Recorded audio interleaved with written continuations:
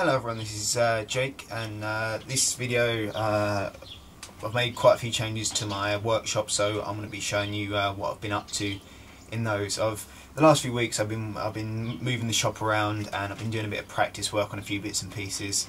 I haven't recorded it, but I will be recording on Friday, and I'll probably be doing some flat jaw tongs. So yeah, I guess I'll show you around the shop. I'll show you what I've been doing first. I had to go, because obviously one of my main aims is to do bladesmithing. The car's going to be really annoying. This is basically on my front drive. Because I want to do bladesmith, I figured the best thing to do would be to try and practice that a bit. See, basically start off with virtually no experience and see how it goes. And actually it went quite well. I'll just show you what I've done so far.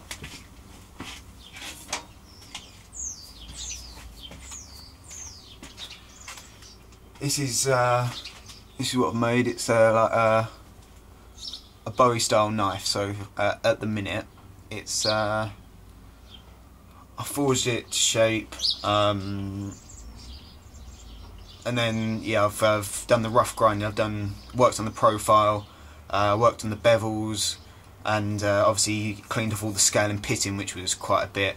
But I mean, it's hard to see really well in the video, but it does look pretty good. Obviously it hasn't got a handle yet. The tang's a little short, but we can manage. And once next step is to put this in and heat treat it. And then once that's done, I can then take it out and polish it. So get rid of all these grind marks, and it'll be a nice little blade, I reckon, especially for a first go. You can see it starts off thick and goes thinner and thinner and thinner, which is generally quite good, and it's got that kind of second curve there, which makes it a Bowie, and it's pretty good. It's pretty good. So yeah, once I've done all the hardening and tempering, then I'll get it polished, get a handle on it, and I'll show you. And then considering this did go quite well for a first go, I should be able to do some knife making videos pretty soon. So right. Other than that, I made a punch, just for riveting and that kind of thing. Hot punch, and that's pretty much what I've been making. I started this knife I forged from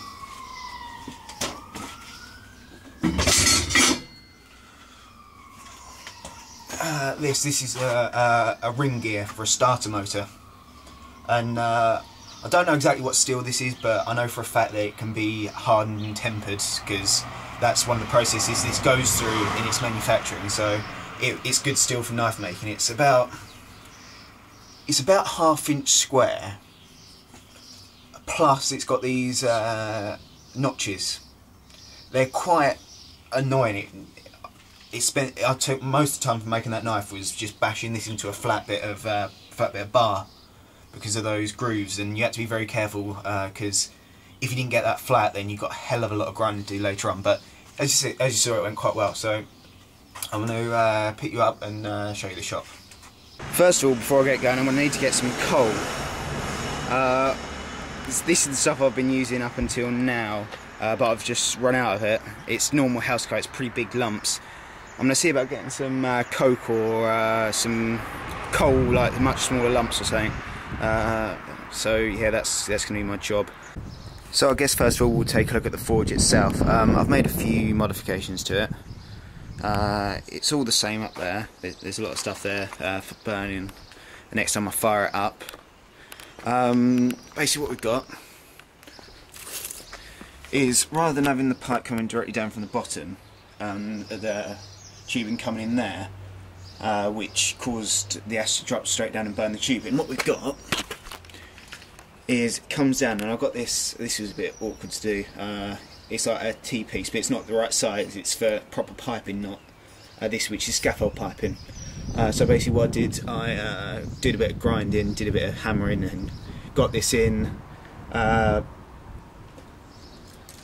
sealed it off with some sealant. Basically what happens, so the ash, if the ash comes down from here, it will drop straight down into here, and this just pops in the end there as an end cap, which basically collects all the ash, and then the air comes in from the side and goes up. So that's a good improvement. Also the blower, I've made a box for it, and you can see if I get down, that's the blower, and back there you can see the computer power supply. So I've got air intakes at either side, I've got a hole for the power cable, and then it's just this switch turns it on and off, and you just got the pipe coming out the front there, the flexible tube. So that's quite a lot neater now and easier to store away and move. Inside we've got the Anvil, which is the one you saw before. It's 100-weight Anvil. It's worked pretty well. I've put it on these breeze blocks. I'll probably get a log to put it on at some point, but to be honest, right now this works perfectly. It's just about the right height. It should be, if you stand straight against it, it should be knuckle height, so it's pretty much bang on. I could put it up another block, but it's fine really. I made this at the weekend. Basically, I've got that barrel. Hold on, I'll drag this out so you can see it a bit better.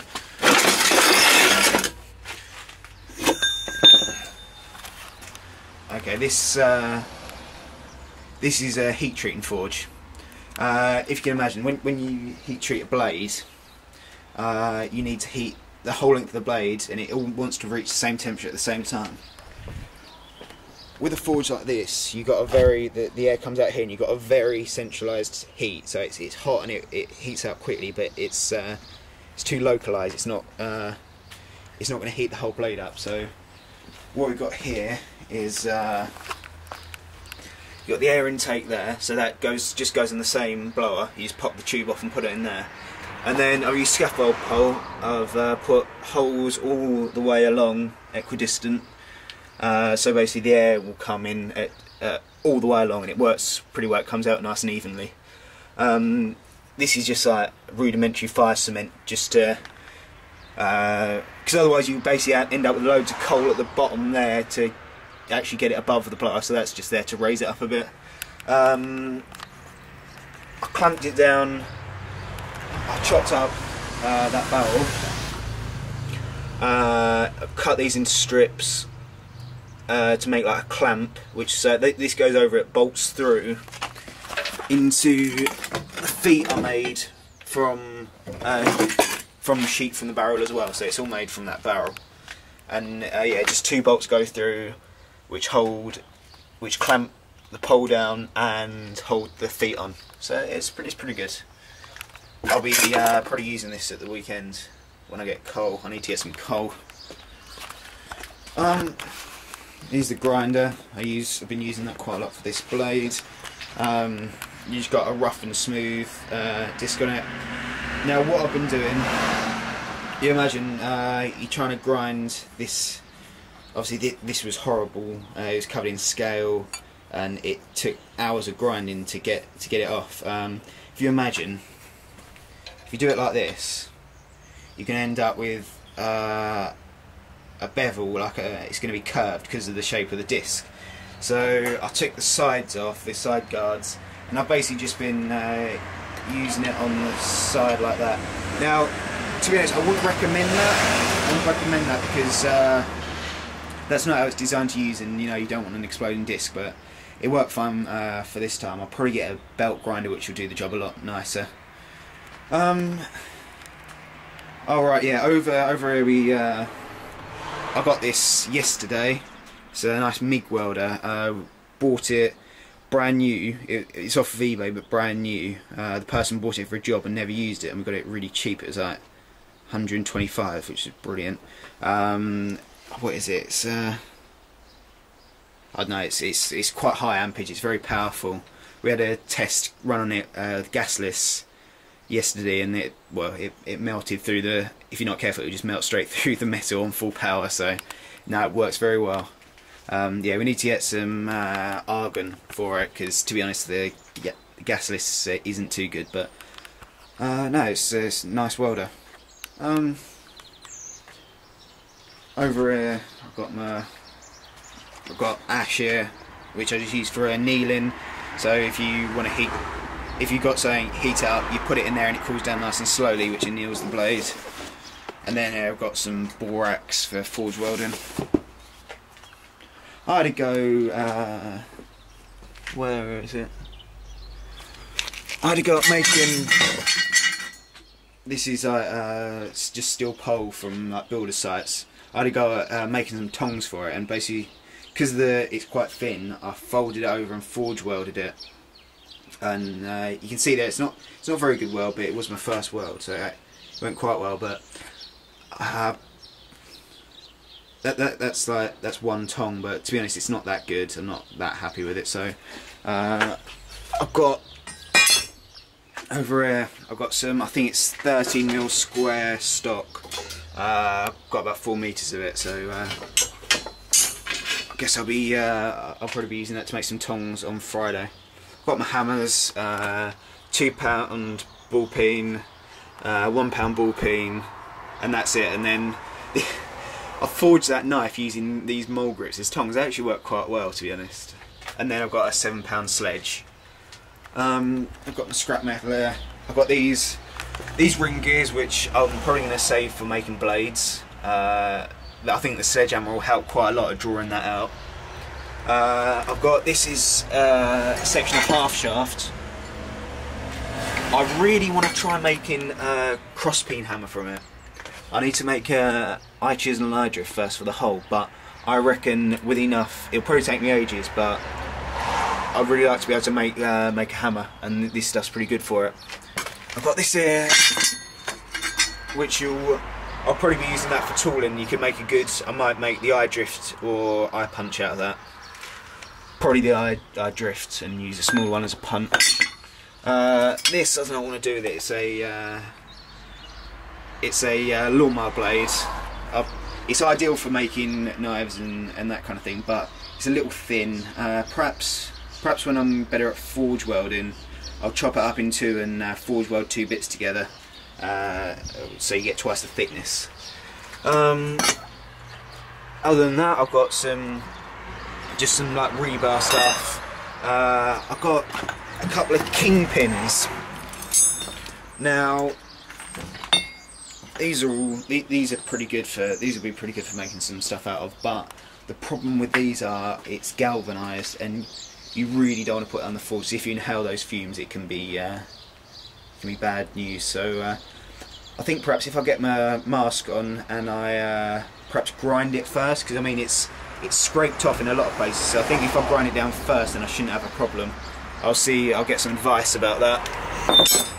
And this is just some heavy copper cabling, which I'm going to take down the scrapyard, do a bit of, hopefully swap it for something I can use. So that's the shop. Oh yeah, also this is like 1.5 inch to 2 inch BL plate. I think it might be from a leaf spring off a bus. I'm not sure. Basically, what I want to do with this, I'm going to make a drift to make that whole square about 32mm, which is the same as the hardy hole on my Anvil. So the plan is then I can use that with the sledgehammer to make some nice hardy tools. Like I'll probably make a nice cut-off hardy and probably a bottom fuller. So yeah, that's because obviously you don't really want to be bashing this with a heavy sledgehammer. If you've got a bit of metal in there, you want to upset it. You don't want to be bashing that with a sledgehammer because you could break the heel. So you use something like that instead, which doesn't matter, you can hit it to your heart's content. With the cut-off hardy, I've seen people do it with tool steel, like use a mild steel body, and then for the cutting edge just forge weld a bit of tool steel in there.